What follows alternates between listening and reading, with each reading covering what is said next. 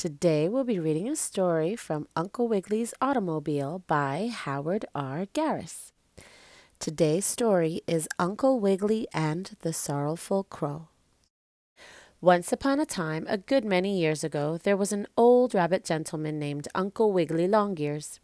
He was related to Johnny and Billy Bushytail the squirrels, as well as being an uncle to Sammy and Susie Littletail, his rabbit nephew and niece. And Uncle Wiggily lived near Jackie and Petey Bow Wow, the puppy dogs, while not far away was the home of the Wibble Wobble family of ducks, and across the street, almost around the corner by the old slump, were the cat children and Nettie and Becky Stubtail, the nice bear children.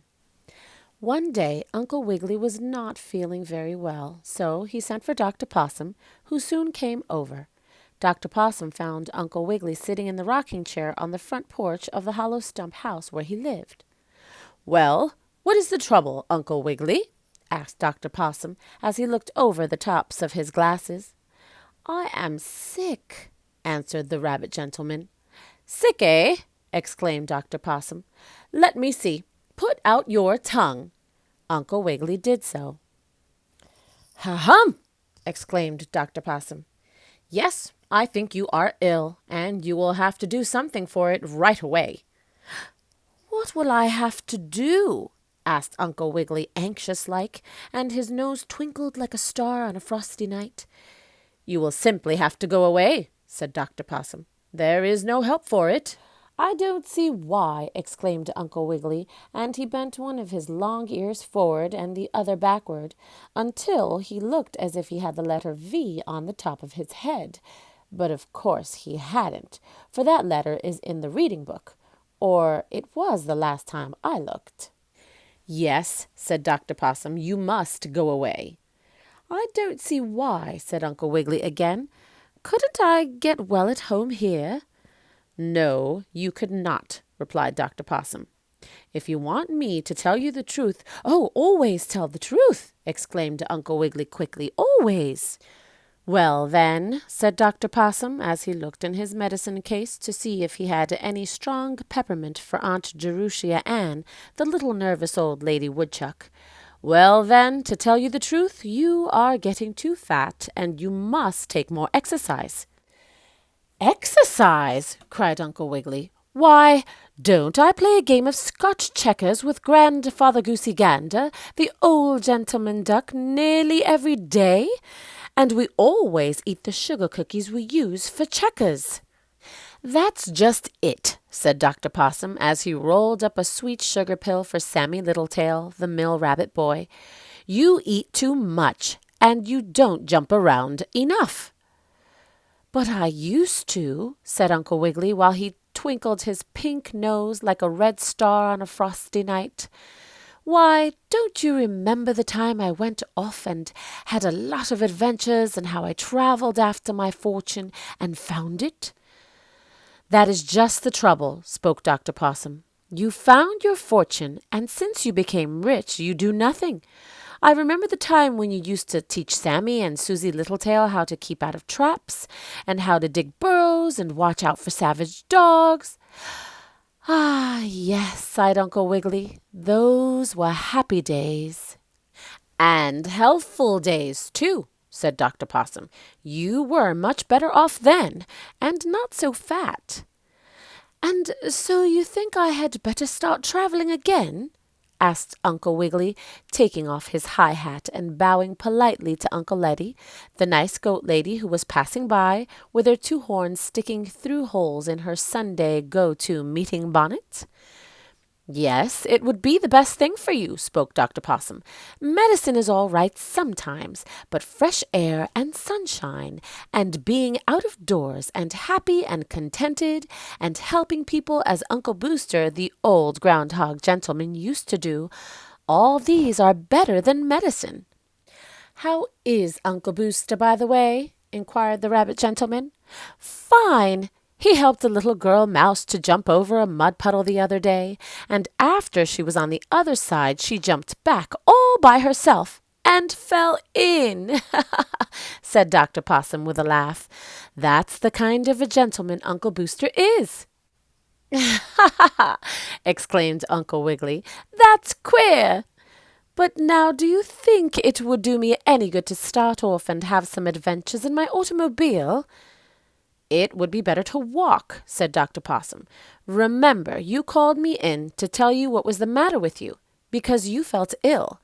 And I tell you that you must go around more, take more exercise. Still, if you had rather go in your auto than walk, I have no objections." "I had much rather," said Uncle Wiggily. "I like my auto."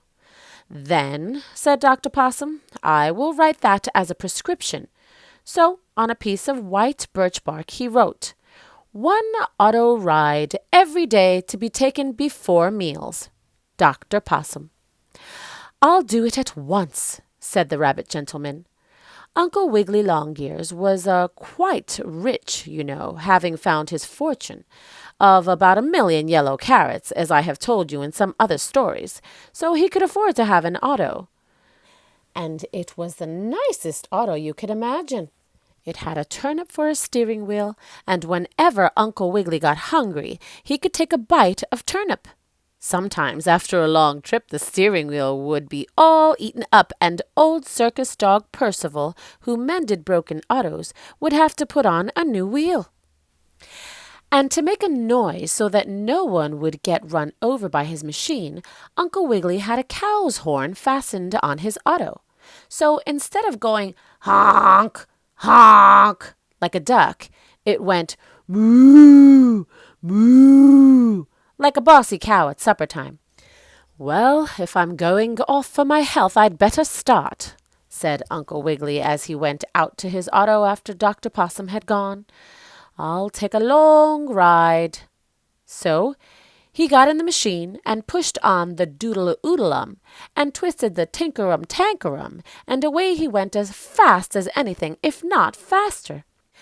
Over the fields and through the woods he went, and pretty soon he came to a place where lived a sorrowful crow gentleman. The crow is a black bird, and it pulls up corn and goes caw, caw, caw. Nobody knows why, though. And this crow was very sorrowful. He was always thinking something unpleasant was going to happen, such as that he was going to drop his ice cream cone in the mud, or that somebody would put whitewash on him. Oh, he was very sorrowful, was this crow, and his name was Mr. Caw-Caw. When Uncle Wiggily got to where the crow was sitting in a tree, the black creature cried, "Oh dear! Oh, woe is me! Oh, unhappiness!" "Why, what is the matter?" asked Uncle Wiggily, curious-like. "Oh, something is going to happen!" cried the crow. "I know it will rain, or snow, or freeze, or maybe my feathers will all blow off." "Don't be silly," said Uncle Wiggily. "You just come for an auto ride with me, and you'll feel better. Come along, bless your black tail." So Mr. Caw-Caw got into the auto, and once more Uncle Wiggily started off.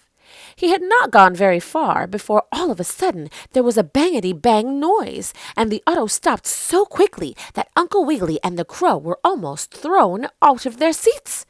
"There!" cried the black crow. "I knew something would happen." And he cried, "Caw, caw, caw." "It is nothing at all," said the rabbit gentleman as he got out to look. "Only the whizzicum-wazzicum has become twisted around the jump-over-the-clothes basket, and we can't go until it's fixed." "Can't go?" asked the crow. "Can't go, no," said Uncle Wiggily, and he didn't know what to do. But just then along came old dog Percival, who used to work in a circus. "I'll pull you along," he said. "You sit in the auto and steer, and I'll pull you." And he did, by a rope fast to the car. The crow said it was funny to have a circus dog pulling an auto, but Uncle Wiggily did not mind, and soon they were at a place where the auto could be fixed. So Uncle Wiggily and the crow waited there while the machine was being mended. "And we will see what happens to us tomorrow," said Uncle Wiggily, "for I am going to travel on." And he did. And in case the jumping rope doesn't skip over the clock and make the hands tickle the face, I'll tell you next about Uncle Wiggily and the school teacher. Thanks for listening. If you're getting ready for bed, sweet dreams. If not, have a great day. Don't forget to hit the like button and subscribe. Until the next time, bye.